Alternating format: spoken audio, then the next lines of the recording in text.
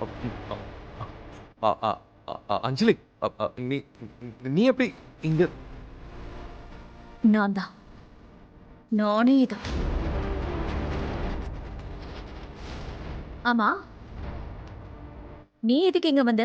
எதுக்கு வந்த? அது நான் ஒண்ணும் இல்ல அஞ்சலி. அது வந்து சும்மா சும்மா வந்தேன். சும்மாவா? சும்மா. யா. ஆபீஸ் டைம்ல சும்மா வர மாட்டியே. ஏதாவது ஒரு காரணம் இருக்கும்ல? ஆமா, இவங்கெல்லாம் யாரு? அது இவங்கலாம் இவங்களுக்கும் உனக்கும் என்ன சம்பந்தம்? அது வந்து பிசினஸ்ல. பிசினஸா? என்ன என்ன பிசினஸ்? ஓ, கடத்தல் பிசினஸ் பண்றியா? இல்ல கூலிக்கு கொலை பண்றியா? என்ன? என்ன மாதிரி ஆளுங்க கூட பழக்கம் வச்சிருக்க? உன்னதான் கேக்குறேன், சொல்லு. எதுக்கு உங்களை கூட வச்சிருக்க?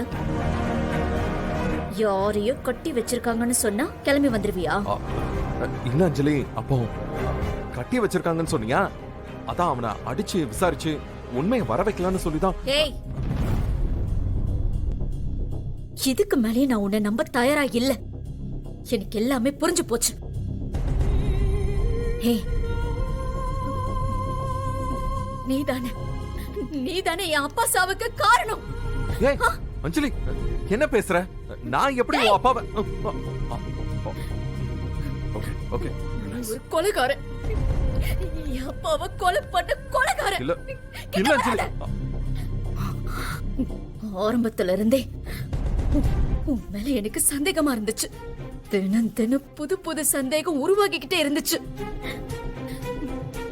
எல்லாத்துக்கும் ஒரு கதையை சொல்லி பொய்ய சொல்லி என்னை ஏமாத்திக்கிட்டே இருந்திருக்க. ஏய், நீ என்கிட்ட நிறைய விஷயத்தை மறைச்சிருக்க. ஏய், ஏய், என் அப்பா என்னடா பண்ணாங்க? என் அப்பா மாப்பிள்ளன்னு உன்னை ஒரு புள்ள மாதிரி பாக்காரடா. அவரை கொல்றதுக்கு உனக்கு எப்படா மனசு வந்துச்சு? அஞ்சலி, இல்ல அஞ்சலி. நீ பேசாத கொலைகார பாவி.